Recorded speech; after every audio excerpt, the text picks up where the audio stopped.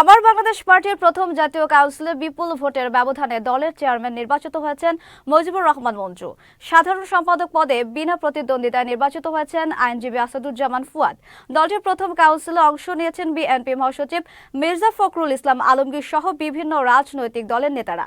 এ সময় বক্তব্যে রাষ্ট্র কাঠামোয় সংস্কারের পাশাপাশি সরকারের কাছে দ্রুত নির্বাচন দাবি করেছেন তারা। বিস্তারিত প্রতিবেদনে।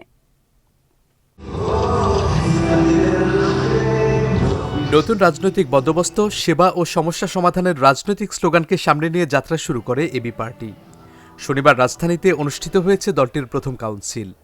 এতে বিপুল ভোটে দলের চেয়ারম্যান নির্বাচিত হয়েছেন মুজিবুর রহমান মঞ্জু, আর বিনা প্রতিদ্বন্দ্বিতায় সাধারণ সম্পাদক নির্বাচিত হয়েছেন আইনজীবী আসাদুজ্জামান ফুয়াদ।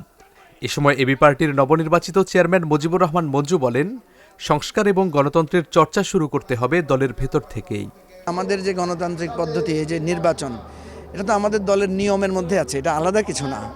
তো এই নিয়মগুলো অনেকেই পালন করতে পারেন না বা পালন করার অসুবিধা হয়। তো আমরা বলছি যে সংস্কারটা আমাদের নিজে থেকে শুরু করতে হবে বা নিয়ম পালনটা দলের মধ্য থেকে শুরু করতে হবে। সেই জন্য আমরা দলের ভেতর থেকে নিয়মতান্ত্রিকতাটা শুরু করেছি।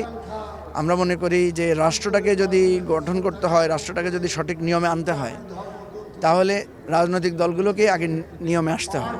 দলটির প্রথম কাউন্সিলে যোগ দিয়েছেন বিএনপি মহাসচিব মির্জা ফখরুল ইসলাম আলমগীর সহ বিভিন্ন দলের শীর্ষ নেতারা।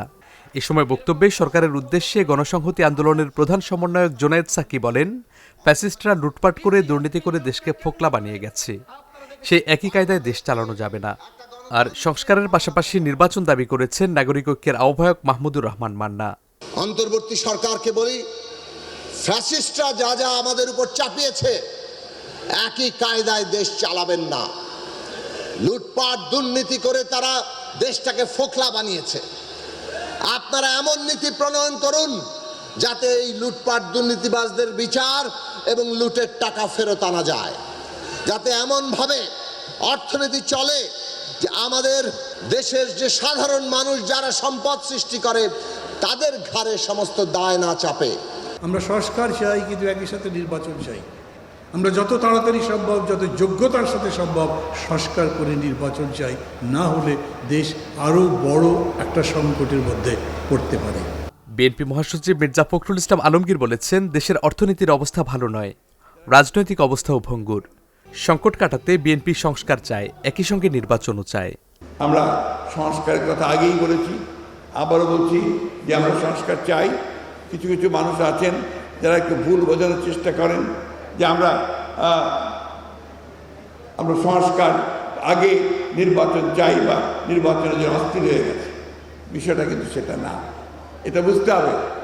আমরা যেটা বলছি যে নির্বাচনটা কেন দ্রুত চাই, এই কারণে দ্রুত চাই যে নির্বাচনটা হলে আমাদের যে শক্তি, সেই শক্তি আরও বাড়বে।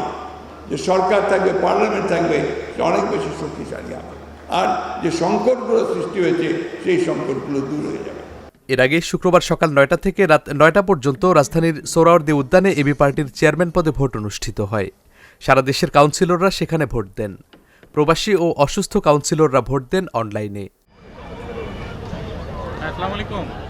Saifur Rahman Rubel, channel S, Dhaka.